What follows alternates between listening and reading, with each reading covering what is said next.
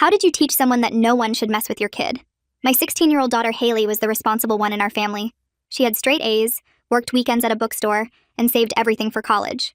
My brother Dan married this woman Rachel 8 years ago, and they had 3 kids who were absolute nightmares. Rachel never disciplined them, and they destroyed everything they touched.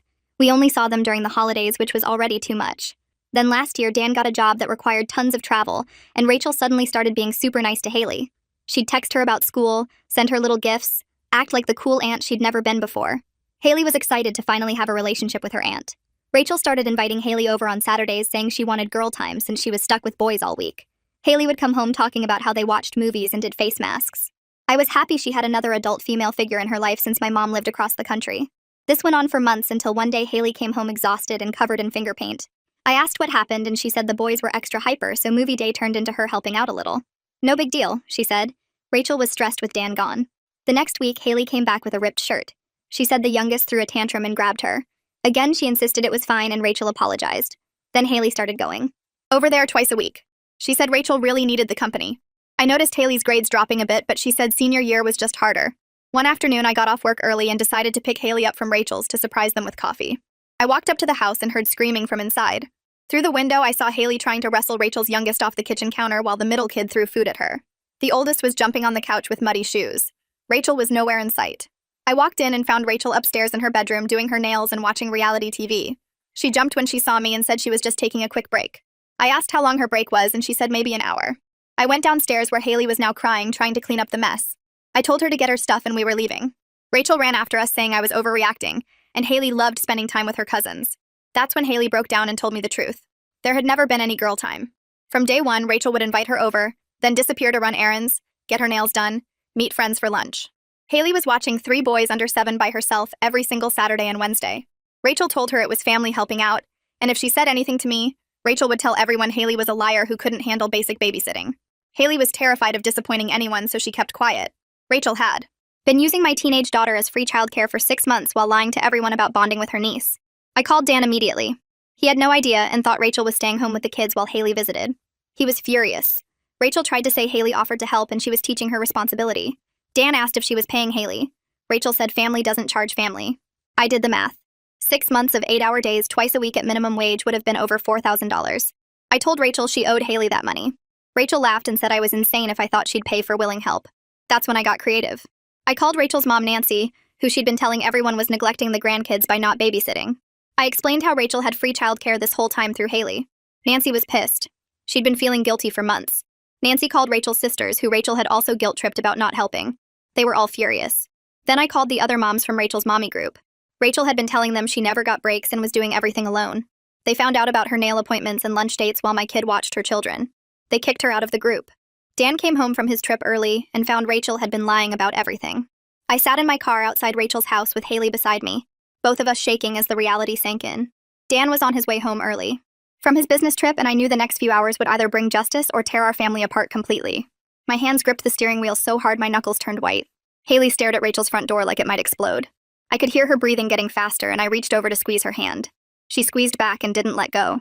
The house looked so normal from out here, like any other suburban home with toys scattered in the yard and bikes lying on their sides. But I knew what happened inside those walls. I knew Rachel had been using my daughter for months while pretending to be the cool aunt. My phone buzzed with a text from Dan saying he'd be there in 3 hours. 3 hours felt like forever, and also way too soon. Haley finally spoke, and her voice came out quiet and shaky. She told me everything in detail, how Rachel would leave within 15 minutes of her arrival every single time. The first Saturday, Rachel said she just needed to run to the store real quick. She came back 4 hours later with shopping bags from the mall. Haley said the boys were hungry, so she made them sandwiches and tried to keep them from destroying the living room. Rachel acted like it was no big deal when she got back. The next time, Rachel didn't even make an excuse. She just said she'd be back soon and left. Haley found the boys hadn't been fed breakfast and were still in their pajamas at noon. The youngest had a dirty diaper that looked hours old. My daughter was 16 and suddenly responsible for 3 kids under 7 with no warning and no help. She told me how Rachel would return with fresh manicures, new clothes, Starbucks cups. Once Rachel came back smelling like wine and laughing about brunch with friends. The boys were never fed or bathed when Haley got there. Rachel would leave them in whatever state they woke up in and disappear. Haley spent those 6 months doing everything, feeding them, changing diapers, breaking up fights, cleaning up messes. She said the middle kid threw a full plate of spaghetti at the wall once, and it took her an hour to clean it up. The oldest liked to climb on furniture and jump off, and she was terrified he'd crack his head open. The youngest cried constantly and only wanted his mom, but his mom was getting her nails done. My daughter spent 6 months being used while Rachel lived her best life on stolen time.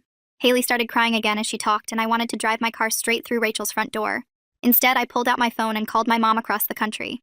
I needed someone to tell me I wasn't crazy for being this angry. Mom answered on the second ring, and I could barely get the words out. I told her everything. How Rachel manipulated Haley, how she threatened her into silence, how she lied to everyone for months. Mom was quiet for a second, and then she got loud. She said words I'd never heard her say before. She asked if Haley was okay, and I said no, not really, none of this was okay. Mom said she was booking a flight right now to come support Haley. She said she'd be there in 2 days and Rachel better stay far away from her or she'd regret it. Hearing Mom's anger made something break loose in my chest. Haley heard Mom's voice through the phone and started crying harder, but this time with relief that someone believed her. Mom talked to Haley directly and told her she was brave and strong and none of this was her fault. She said Rachel was wrong and awful and Haley deserved so much better. My daughter needed to hear that from someone besides me. We sat in the car for another 2 hours waiting for Dan. I made Haley eat the granola bar I had in my purse even though she said she wasn't hungry. I wasn't letting my kid go another minute without being taken care of properly. Cars drove past and people walked their dogs and everything looked so normal. Nobody knew what was happening. Nobody knew my daughter had been exploited for months in that pretty house with the nice lawn. Dan's truck finally pulled up and I felt my whole body tense. He got out looking confused and worried. Rachel must have called him crying with her version of events. He walked up to my car and I rolled down the window. His face was tight and I could tell he'd been crying. He asked what was going on and I said we needed to go inside. Rachel tried to intercept him at the door, but I pushed past her into their house for the confrontation that had been building. She grabbed my arm and I shook her off. Dan followed us inside and closed the door. The boys were watching TV in the living room, completely unaware. Rachel started talking immediately, saying this was all a misunderstanding and I was overreacting. Dan held up his hand and told her to stop. He looked at Haley and asked her to tell him what happened. The fight that came next was ugly and raw, with Rachel switching between tears, anger, and excuses while Dan stood there looking like his world was collapsing. She cried and said she was drowning and needed help and nobody understood how hard it was.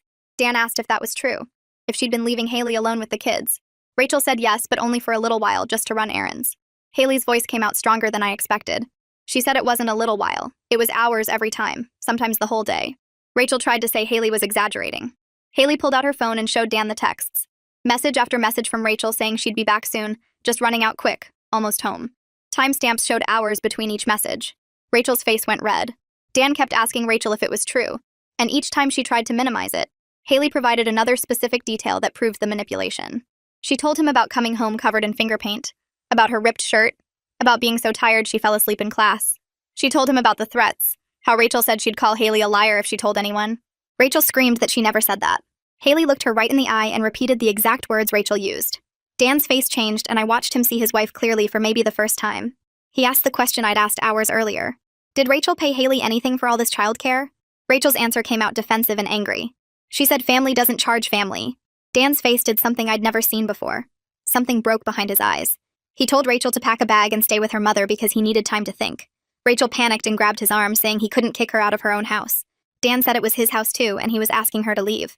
She started crying harder and begging him not to do this. I felt bad for about half a second until I remembered my daughter's face when I found her. Rachel turned on me then, screaming that I was destroying her marriage and ruining her life over a misunderstanding. Her voice got so loud the boys came running in from the living room. I kept my voice calm and told her the only thing I was destroying was her lie. I said she did this to herself the first time she left my 16-year-old alone with 3 kids under 7. I said she did this when she threatened Haley into silence.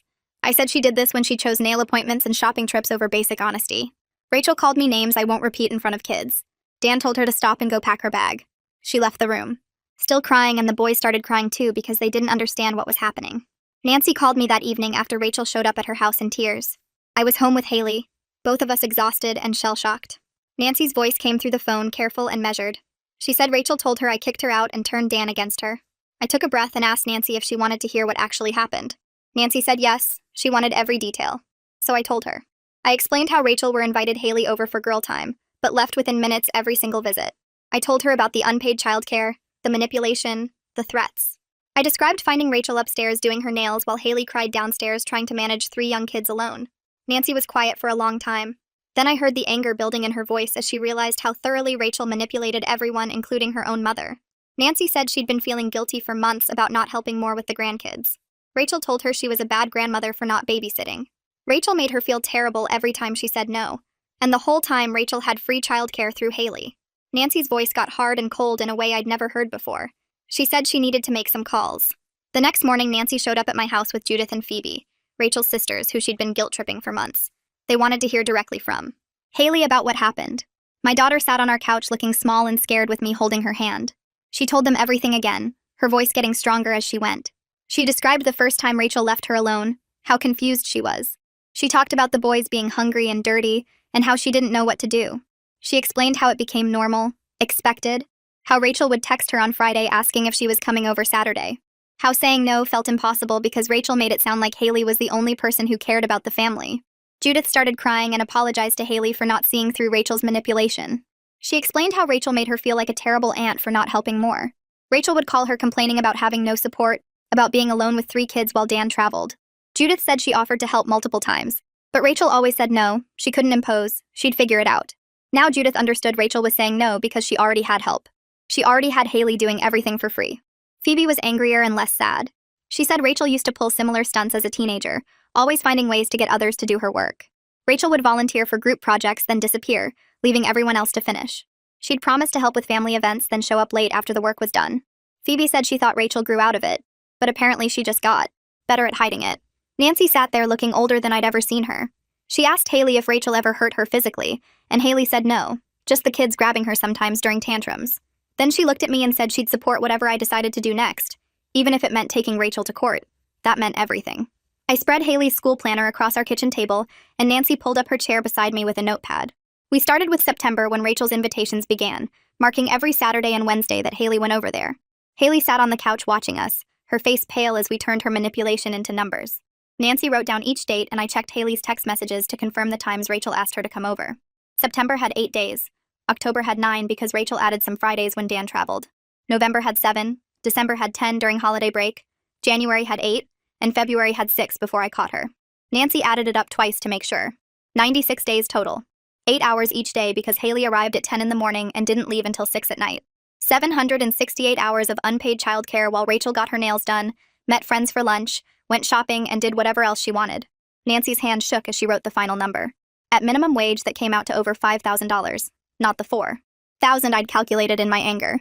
Nancy looked at the timeline and said Rachel had more free time in 6 months than most mothers get in 6 years. She asked Haley if Rachel ever once said thank you or acknowledged what she was doing. Haley shook her head and said Rachel acted like it was normal, like Haley was supposed to be grateful for the chance to spend time with family. My phone rang 2 days later and Dan's name appeared on the screen. I almost didn't answer because I was still angry at him for not knowing what his wife was doing under his own roof. But I picked up and Dan asked if he could take Haley to lunch to apologize directly. His voice sounded rough, like he hadn't slept. I told him yes, but only if I came along because I wasn't ready to trust anyone with my daughter right now. Dan said he understood and asked if we could meet at the diner near Haley's school tomorrow at noon. I agreed and hung up, then went to tell Haley. She looked nervous and asked if she had to go. I said no, but it might help her to hear Dan acknowledge what Rachel did. Haley nodded and said she'd go, but wanted me right there the whole time. We met Dan at the diner and he looked terrible. His eyes were red and his shirt was wrinkled like he'd slept in it. He stood up when we walked in and tried to hug Haley, but she stepped back. Dan's face crumpled and he sat down hard in the booth. We ordered food nobody would eat and then Dan started talking. He told Haley he was so sorry for not knowing what Rachel was doing, for traveling so much, for not checking in better. He said he felt sick thinking about Haley alone with 3 young kids while Rachel disappeared. Haley picked at her fries and didn't look at him. Dan kept going, his voice getting shakier. He said he was meeting with a divorce lawyer next week because he couldn't stay married to someone who would do this. Haley's head snapped up and she said he couldn't divorce Rachel because of her. Dan reached across the table but didn't touch her. He said this wasn't about her. It was about Rachel's character. He said Rachel manipulated a teenager, lied to everyone, and threatened Haley into silence. That wasn't a mistake or bad judgment. It was calculated cruelty. Dan said he couldn't unsee that about his wife, couldn't pretend it didn't reveal something fundamental about who Rachel was. Haley started crying and I put my arm around her. Dan cried too, and the waitress avoided our table for the rest of lunch. My phone rang that evening while Haley was in the shower. A woman's voice I didn't recognize asked if I was Haley's mom. I said yes, and she introduced herself as one of the moms from Rachel's group. She said Nancy called her earlier and told her what Rachel did, but she wanted to verify the story directly with me before the group meeting tonight. I took a breath and told her everything. The woman listened without interrupting, and when I finished, she was quiet for a moment. Then she said the group was meeting in 2 hours to discuss removing Rachel, and she asked if I wanted to provide a written statement about how Rachel's lies affected Haley. I said yes immediately. She gave me her email address and said to send it within the hour if possible. I thanked her and hung up, then opened my laptop. Writing that statement was harder than I expected. I kept my emotions out of it and focused on facts. I described Haley's exhaustion over 6 months, her declining grades, the ripped shirt from the youngest grabbing her. I explained how Rachel threatened to call Haley a liar if she told anyone the truth. I detailed the manipulation tactics Rachel used to make Haley feel responsible for helping family. I ended by saying Rachel's actions weren't a desperate mother asking for help. They were calculated exploitation of a teenager who trusted her. I read it 3 times, fixed some typos, and sent it. The woman emailed back 15 minutes later saying she'd read my statement to the group and they would vote tonight. She called me at 9:30 to say the vote was done. Rachel was out of the mommy group by complete agreement. They were also removing her from their shared social calendar, their group chat, and their monthly activities.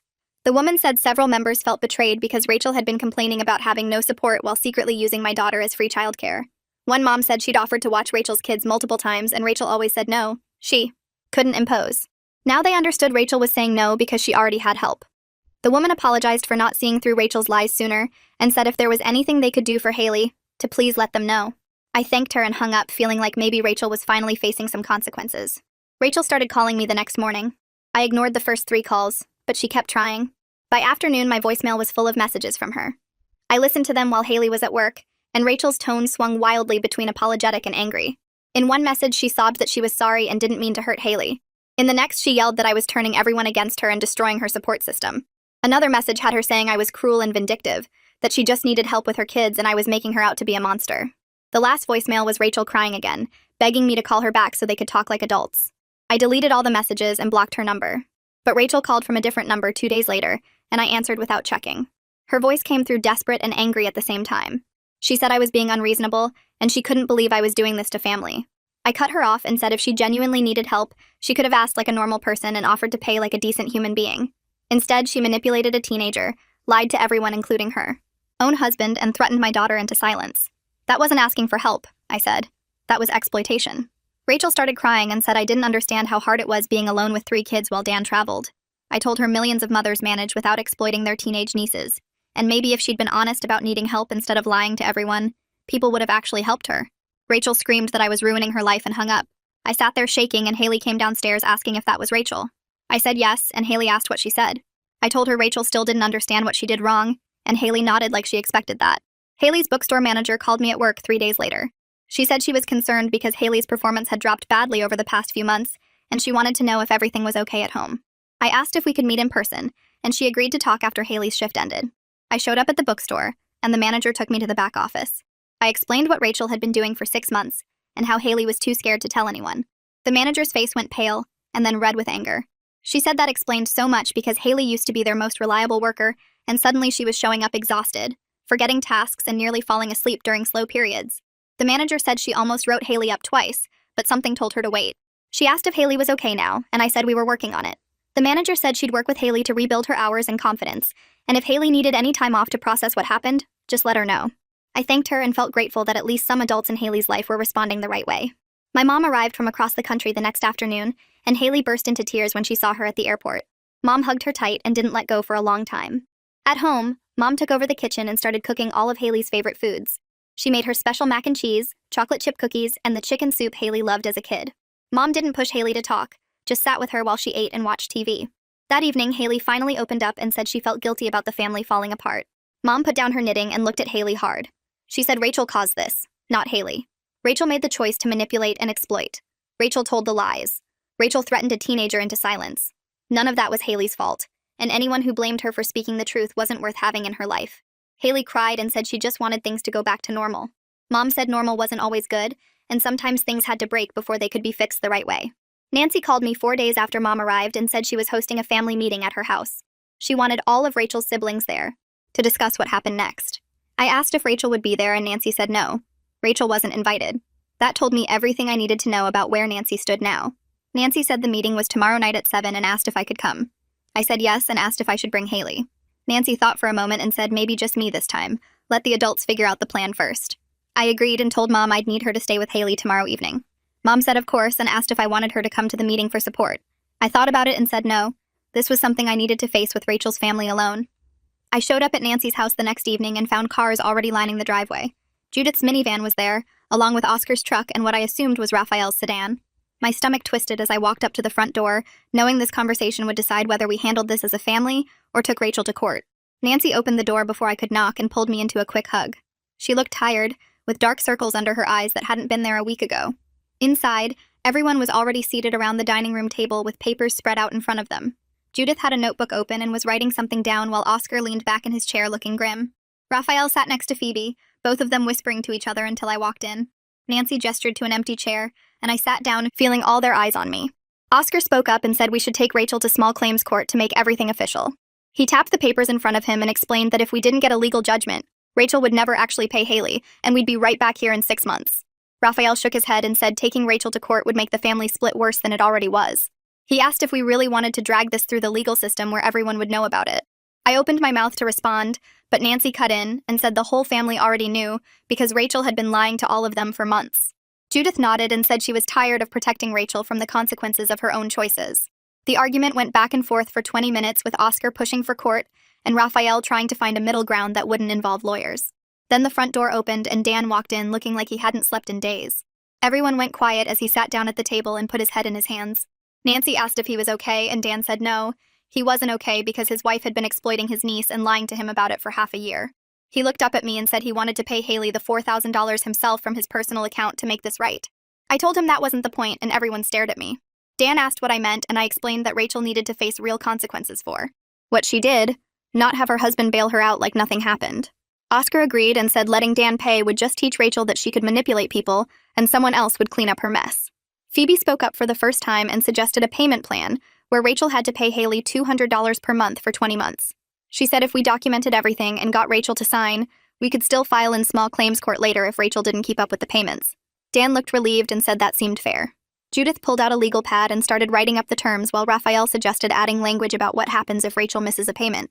We spent the next hour working out the details, with Nancy insisting we include a clause that said if Rachel missed even one payment, we'd file for the full amount plus damages. Dan signed as a witness, and Nancy said she'd get Rachel over here tomorrow to sign the agreement.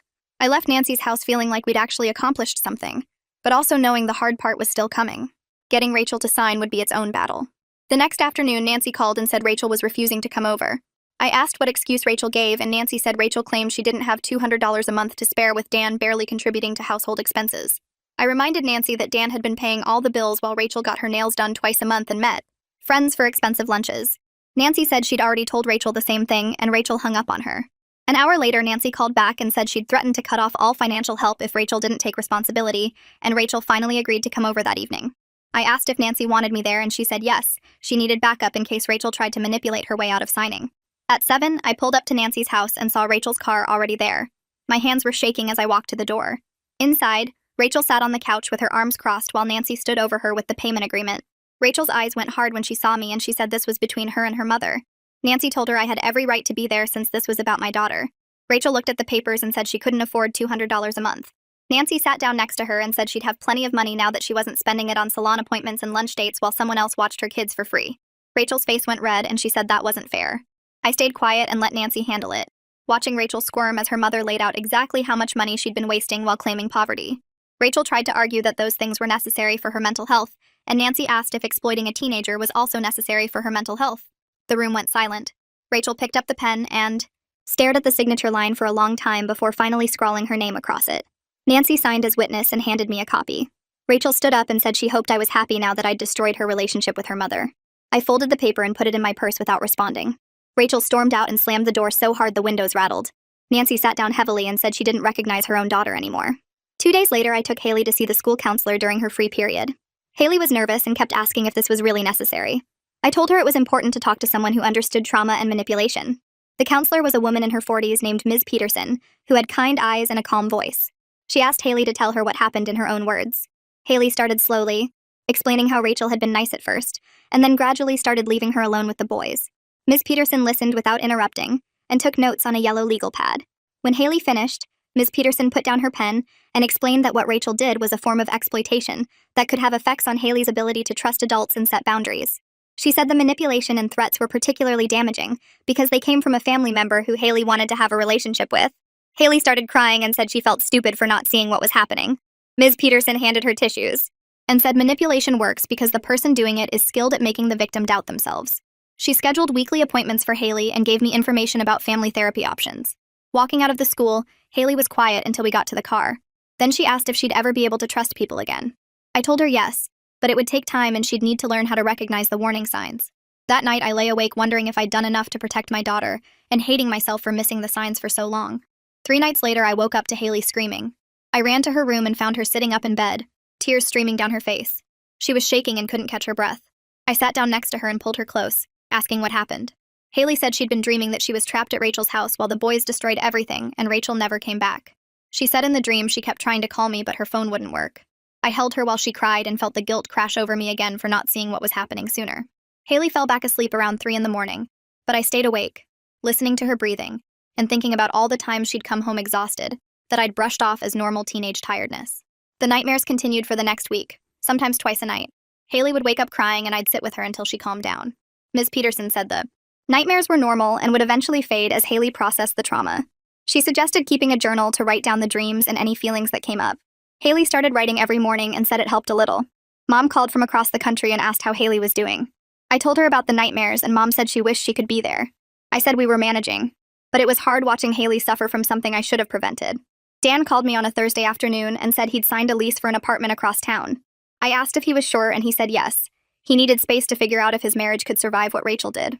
He said every time he looked at Rachel now, all he could see was her upstairs doing her nails while Haley struggled alone with 3 kids. I asked about the boys, and Dan said they were confused and acting out. The oldest kept asking why Daddy was leaving, and the middle one had started wetting the bed again. The youngest was too young to understand but cried whenever Dan packed another box. I felt terrible even though I knew Rachel had caused the situation. Dan said he'd be moved out by the weekend and asked if Haley would want to visit him at the new place.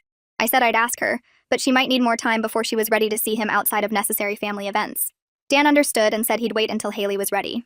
That Saturday, I drove past Dan and Rachel's house and saw the moving truck in the driveway. Dan was carrying boxes while Rachel stood on the porch yelling at him. The boys were visible through the window, the oldest pressing his face against the glass watching his father leave. I kept driving, feeling sick about the whole situation, but knowing there was no other way this could have gone. Nancy called me exactly 1 week after Rachel signed the payment agreement and said Rachel still hadn't sent the check. I wasn't surprised, but I was disappointed. Nancy said she'd called Rachel 3 times and Rachel kept saying she'd mail it tomorrow. I told Nancy that if the check didn't arrive by Monday, we'd need to talk about filing in small claims court like the agreement stated. Nancy sighed and said she'd give Rachel one more chance. Monday came and went with no check. Tuesday afternoon, I was at work when my phone buzzed with a text from Nancy saying a check had finally arrived at my house. I left work early and drove home to find an envelope in my mailbox with no return address. Inside was a check for $200 made out to Haley with Rachel's signature scrawled across the bottom. No note, no apology, nothing but the check 3 days late. I took a picture of it for my records and then drove to the bank to deposit it into the savings account I'd opened for Haley's college fund. The teller asked if I wanted to split it between accounts and I said no, all of it goes to college savings. Driving home, I thought about how this money represented a tiny fraction of what Rachel actually owed when you factored in the emotional damage and lost opportunities.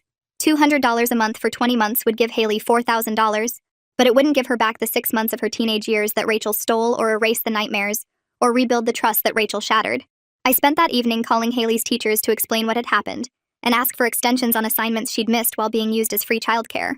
Her English teacher was the first one I reached and she was horrified when I explained the situation. She said she'd noticed Haley's participation dropping off around 3 months ago, but assumed it was normal senior year stress. I told her it wasn't stress. It was exhaustion from being exploited by a family member.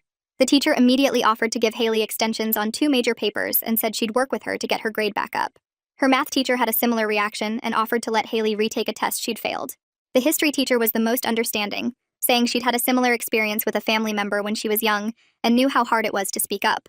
One by one, the teachers agreed to help Haley catch up, and I felt grateful that at least the school was responding with compassion instead of judgment. Haley cried when I told her about the extensions and said she'd been so worried about her grades but too ashamed to ask for help.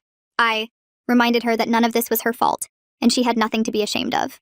The weekend after the teachers agreed to help, Haley came to me while I was making dinner and asked if she could talk to Rachel face to face. I stopped chopping vegetables and turned to look at her, surprised by the request. She said she'd been thinking about it a lot and felt like she needed to tell Rachel directly how much the lying and manipulation had hurt her. I wasn't sure this was a good idea and told her we should talk to the counselor first before making any decisions. Haley agreed and we scheduled an emergency session for the next day. At the counselor's office, Haley explained that she'd been having dreams where she tried to tell Rachel how she felt but couldn't get the words out. The counselor listened carefully and asked Haley what she hoped to get from a face-to-face meeting.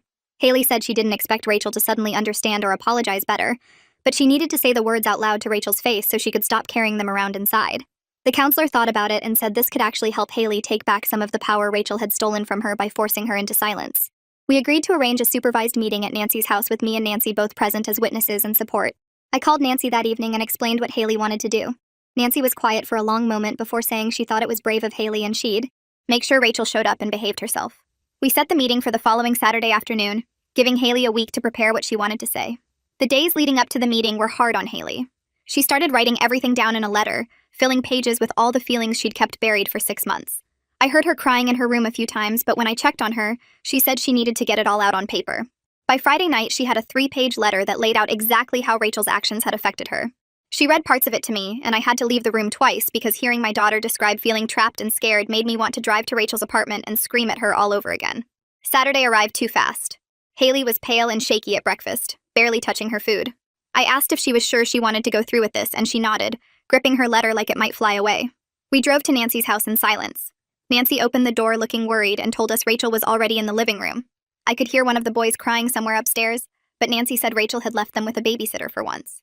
We walked into the living room and found Rachel sitting on the couch looking smaller than I'd ever seen her. Her hair was pulled back in a messy ponytail, and she wasn't wearing any makeup. She looked at Haley and started to say something, but Nancy cut her off, telling her she was here to listen, not talk.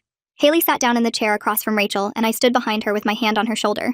Nancy positioned herself near the doorway like a guard. Haley's hands were shaking so badly the letter rattled, but she took a deep breath and started reading. She told Rachel about the first Saturday when Rachel disappeared for 4 hours and left her alone with 3 screaming kids she barely knew. She described the panic she felt when the youngest climbed on the kitchen counter and she couldn't get him down safely. She talked about coming home exhausted every single time and having to lie to me about having fun because Rachel had threatened her. Her voice got stronger as she read, listing specific moments when Rachel's manipulation had made her feel worthless and stupid. She described missing school events and study groups because she was too tired from watching Rachel's kids. She explained how her grades dropped and she started having panic attacks before going to Rachel's house, but kept going anyway because she was terrified of being called a liar. The letter took almost 15 minutes to read, and by the end both Haley and Rachel were crying.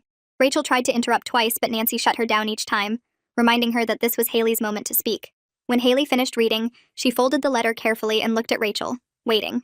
Rachel wiped her eyes and started apologizing, saying she was so sorry and she never meant to hurt Haley.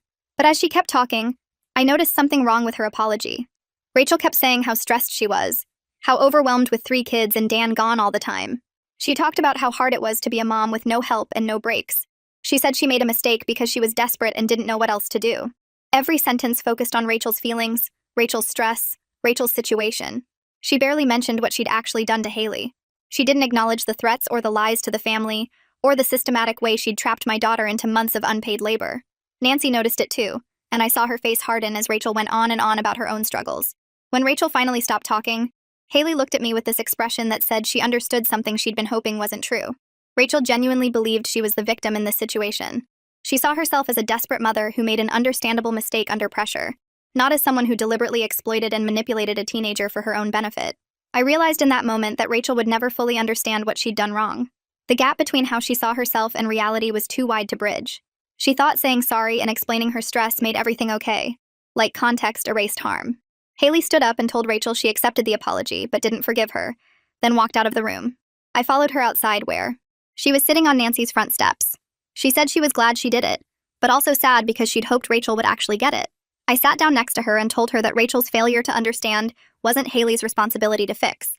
We sat there for a while before Nancy came out and said Rachel had left. Nancy looked tired and said she was ashamed of her daughter's inability to take real responsibility. 2 days later, Dan called me sounding exhausted. He said he needed to tell me something and asked if we could meet for coffee. I agreed, and we met at a place near his new apartment. Dan looked like he hadn't slept in days. He ordered coffee and then just sat there staring at it before finally saying he was filing for divorce. I wasn't surprised, but I asked if he was sure. He said Rachel's response to everything had shown him who she really was, and he couldn't stay married to someone who blamed everyone else and played the victim instead of taking responsibility.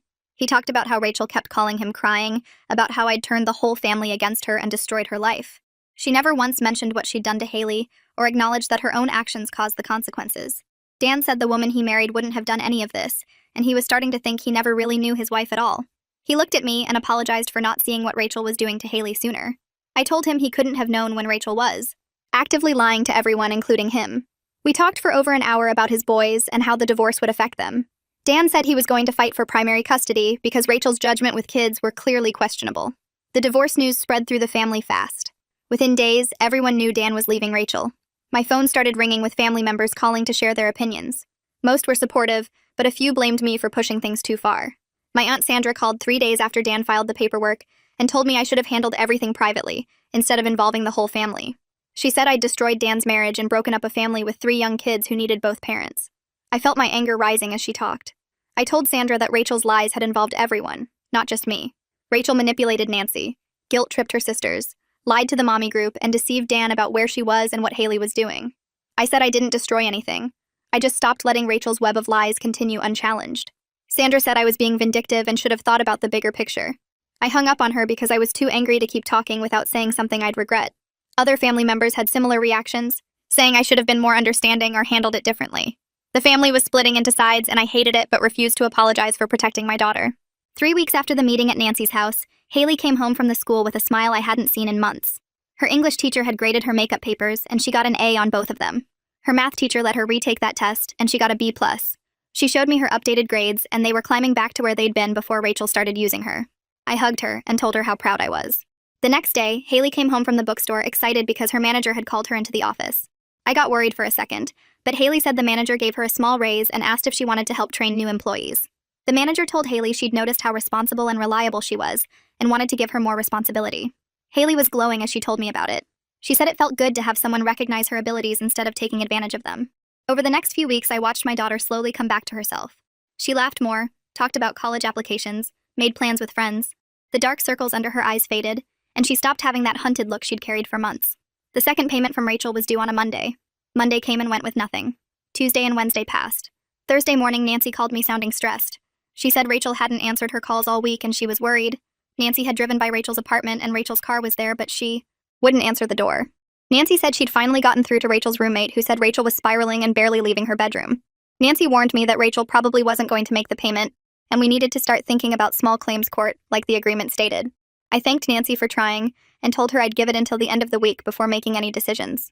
Friday came with no check and no word from Rachel. I spent the weekend looking up information about small claims court and what I'd need to file. Monday morning, I took a long lunch break and drove to a lawyer's office that handled small claims cases. The lawyer listened to the whole story and looked through the payment agreement Rachel had signed. She said we had a very strong case because we had documentation of the hours, the signed agreement, and Rachel's missed payments. But she warned me that even if we won in court, actually collecting the money from Rachel might be difficult. She explained that if Rachel had no job and no assets, there wasn't much we could do to force payment beyond garnishing any future wages. The lawyer said we could file a judgment that would follow Rachel and damage her credit, but getting actual cash might take years. I asked what the filing process looked like, and she walked me through it. The court fees were minimal, and I could represent myself since the case was straightforward. I left her office feeling more determined than ever to follow through. That evening, Dan called and said he'd heard from Nancy that Rachel missed the second payment. He offered again to just pay Haley the full $4,000 to end this whole situation. I told him no, Rachel needed to face real consequences for what she did. Dan argued that his kids were already dealing with enough instability, and he wanted to protect them from more financial stress. I understood where he was coming from, but I still refused to let him bail Rachel out. We went back and forth for almost an hour before finally reaching a compromise. I agreed that if we went to court and won, Dan could pay the judgment on Rachel's behalf so his kids wouldn't suffer more. But Rachel had to go through the court process and have an official judgment against her. Dan wasn't happy, but he agreed it was fair. 3 months had passed since that afternoon when I walked into Rachel's house and found my daughter crying while trying to clean up after 3 wild kids. Haley was doing so much better now. Her grades were back to straight A's and she'd been promoted to a senior position at the bookstore. She smiled more and seemed lighter somehow, like a weight had been lifted. But she still struggled with certain things. Last week, a teacher asked if she could tutor a struggling student, and Haley's first instinct was to say yes, even though she was already overloaded with college applications. She caught herself and said no, then came home shaking because she felt guilty for turning someone down. We talked about it with the counselor, who said this was completely normal. The counselor explained that after months of being manipulated and threatened for saying no, Haley's brain had learned to associate boundaries with danger. It would take time and lots of practice before setting boundaries felt safe and natural again.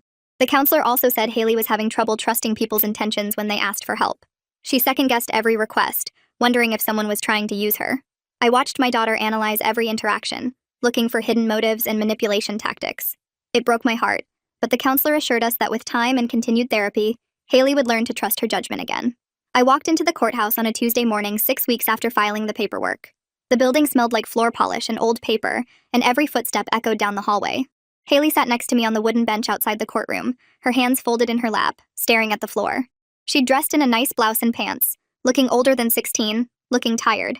Rachel arrived 20 minutes late with a man in an expensive suit who carried a leather briefcase.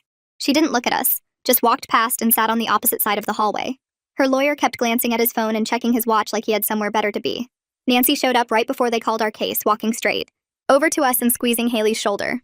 She told us she'd practiced what she wanted to say, that she was ready to tell the truth about everything Rachel had done. The bailiff called our names, and we filed into the small courtroom. The judge was a woman in her 50s with reading glasses on a chain around her neck. She looked through the papers in front of her while we all took our seats. Rachel's lawyer stood up first and started talking about how this was a family disagreement being blown out of proportion. He said Haley had volunteered to help her aunt, that there was no formal employment arrangement, that his client owed nothing because family members help each other without expecting payment.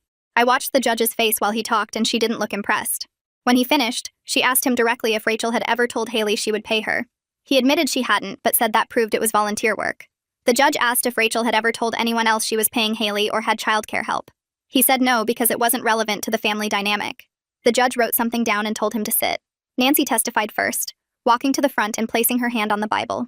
She explained how Rachel had called her crying multiple times over the past year, saying she was drowning with 3 kids and no help while Dan traveled. Nancy said she'd offered to babysit, but Rachel always said no. She didn't want to burden her mother.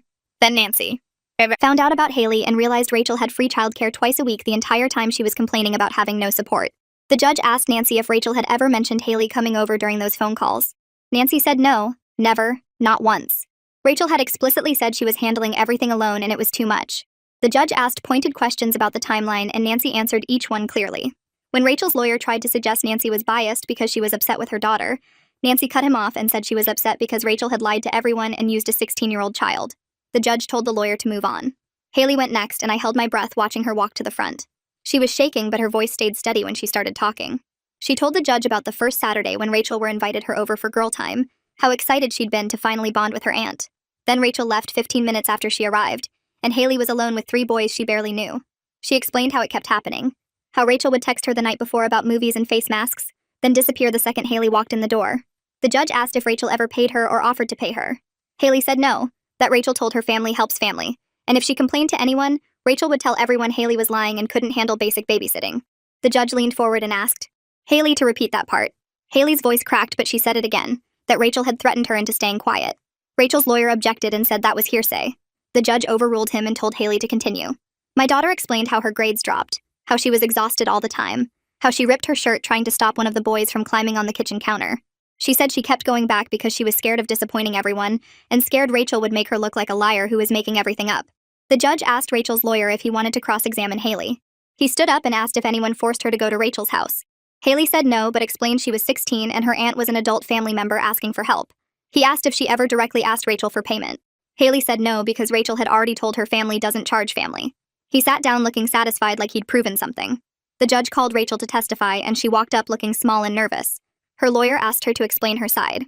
Rachel said she was overwhelmed with 3 young kids and her husband traveling constantly for work.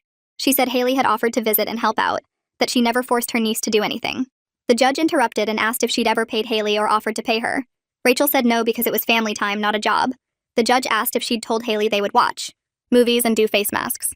Rachel admitted she had, but said plans change sometimes when you have kids. The judge asked how many times the plans changed. Rachel said she didn't remember exactly. The judge looked at the documentation I'd submitted showing 96 separate days over 6 months. She asked Rachel if she left Haley alone with the children during those visits. Rachel said sometimes for short periods to run necessary errands. The judge asked how long these short periods lasted. Rachel said maybe an hour or 2. I wanted to scream that it was way longer, but I stayed quiet and let the judge work.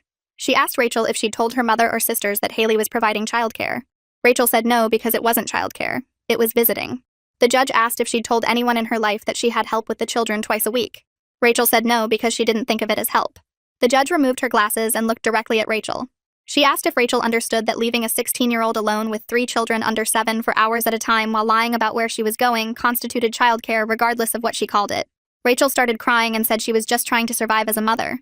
The judge said she understood being overwhelmed, but that didn't excuse exploitation or manipulation of a minor. The ruling came fast. The judge said she'd reviewed all the documentation and heard the testimony.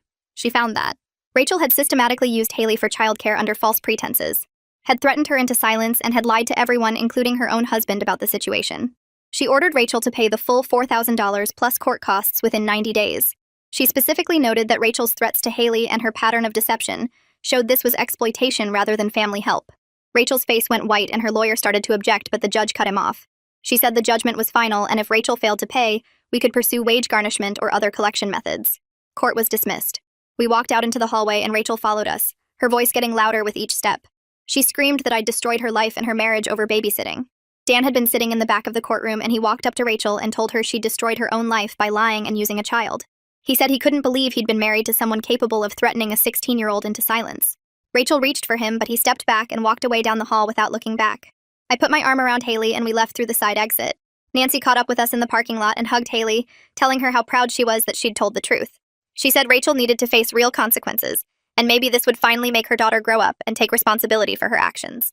Dan called me that evening and said he was transferring the $4,000 into Haley's college fund the next day. I started to argue, but he said the judge had ruled and Rachel had a legal judgment against her now, which was the accountability we'd wanted. His kids were already dealing with their parents splitting up, and he didn't want them to suffer more financial problems because their mom refused to be an adult. I agreed because he was right.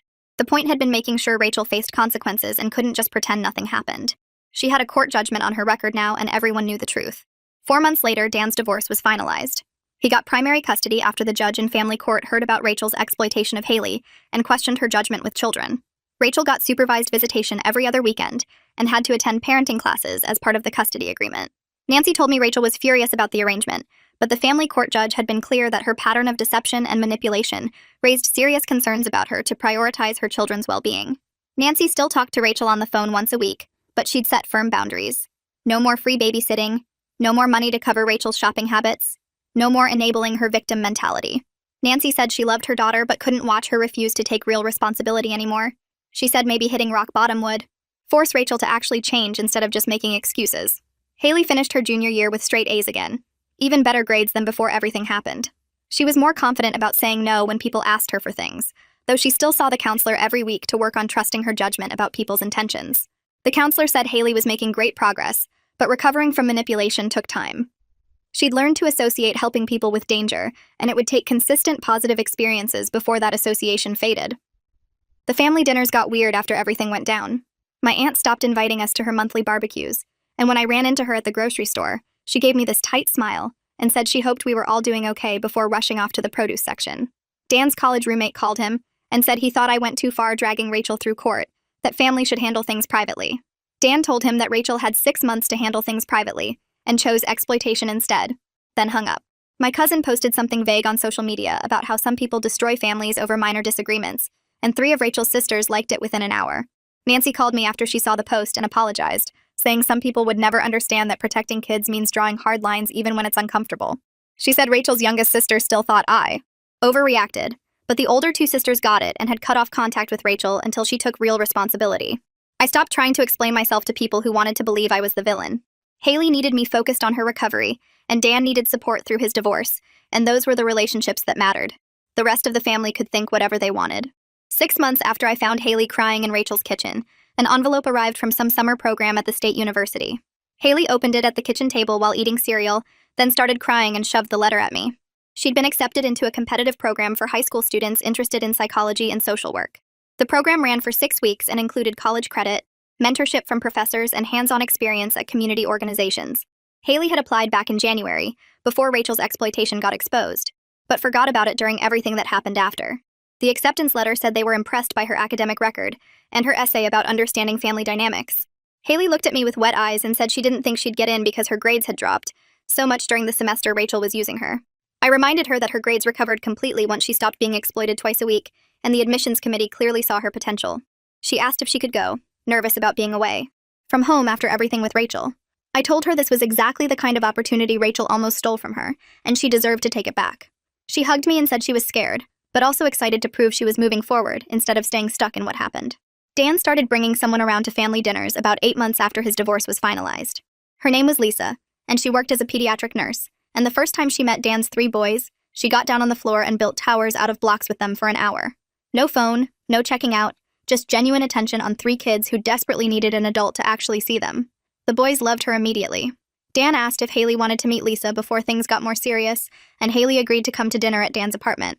I drove her over and waited in the car while they ate, giving them space but staying close in case Haley needed an exit. She came out 2 hours later smiling and said Lisa was really nice, and actually seemed to enjoy playing with the boys instead of treating them like obstacles to avoid. Haley told me later that week that she watched Lisa help the middle kid clean up a juice spill without getting mad or making the kid feel bad about the accident. Lisa just grabbed paper towels and turned it into a game about who could soak up the most juice the fastest. Haley said that's how you know someone actually cares about kids versus someone like Rachel, who saw them as burdens to escape from. The letter came in a purple envelope with Haley's name written in Rachel's handwriting.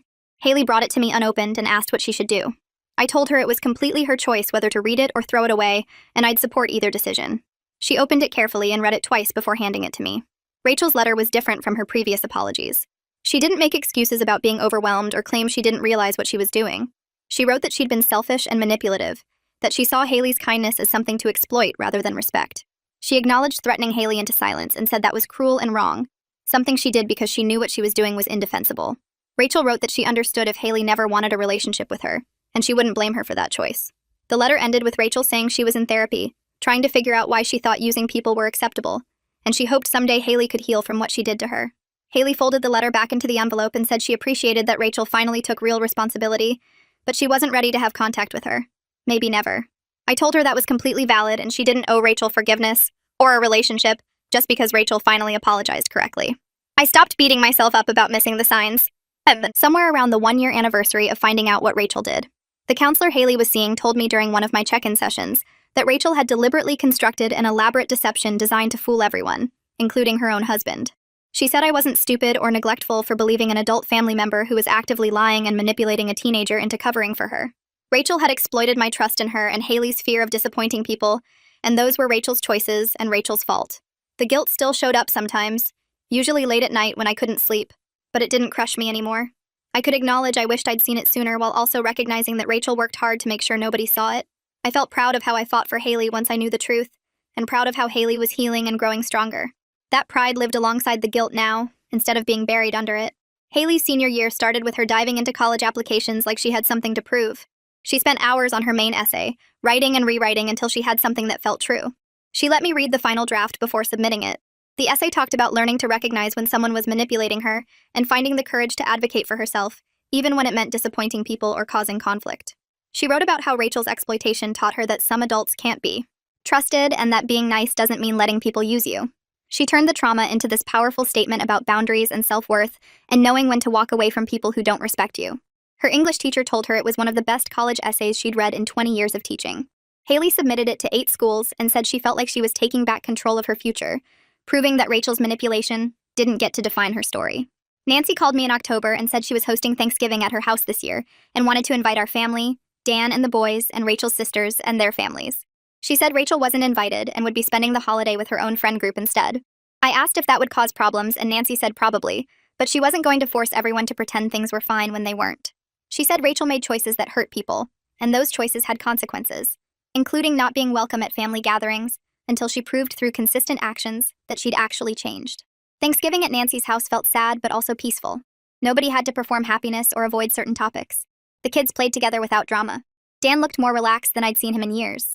Rachel's older sister told me privately that she was glad I fought for Haley because it forced the whole family to stop enabling Rachel's victim mentality and manipulation tactics.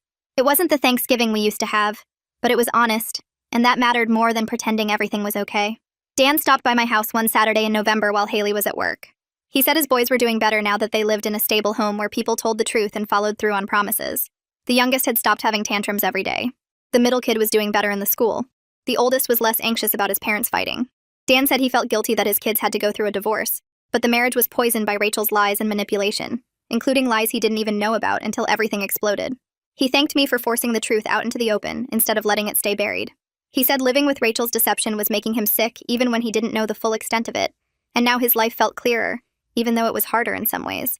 I told him he was a good dad for choosing honesty and stability over keeping a broken marriage together, and his boys would understand that someday, even if they were sad about it now. The acceptance letter from Haley's top choice college came in December, 2 weeks before Christmas. She'd applied early decision to a school 4 hours away with a strong psychology program and good financial aid. The envelope was thick and Haley's hands shook when she opened it. She read the first line and screamed, then showed me the letter. Accepted with a partial academic scholarship covering 60% of tuition. She started crying and said Rachel's exploitation almost destroyed her future by tanking her grades and exhausting her. But instead it taught her she was stronger than she thought. She said surviving betrayal from a trusted adult proved she could handle hard things and come out okay on the other side. I hugged her and told her I was so proud of who she was becoming, someone who knew her worth and wouldn't let anyone diminish it. I took Haley to her favorite restaurant to celebrate the college acceptance, this little Italian place where we used to go for special occasions. We ordered too much food and talked about everything that happened over the past year. Haley said she was glad I fought for her even though it got messy and painful and split the family into factions. She said watching me demand respect and accountability taught her that protecting yourself is worth the discomfort of confrontation. She said some of her friends let people walk all over them because they're scared of conflict, but she learned that being scared of conflict just means you accept being treated badly. I told her I was sorry she had to learn that lesson through something so awful, but I was proud of how she used it to become someone who stands up for herself. She smiled and said Rachel accidentally gave her the best possible preparation for dealing with difficult people in college and beyond. We finished dinner and drove home talking about dorm room shopping and class schedules, and for the first time in a year, everything felt like it might actually be okay. Nancy called me 2 weeks before graduation and said Rachel wanted to talk about attending the ceremony. I felt my stomach tighten, but told Nancy to give me a day to think about it. That night, I sat with Haley at the kitchen table and explained Rachel's request. Haley stared at her college acceptance letter sitting on the counter and was quiet for a long time. She finally said Rachel could come, but had to sit in a different section from us and couldn't approach her unless Haley decided to talk first. I called Nancy back with the conditions, and Nancy said she'd make sure Rachel understood. 2 days later, Nancy called again to confirm Rachel agreed to everything, which surprised me because Rachel usually fought boundaries. Nancy said her daughter was finally learning that some things were more important than her pride.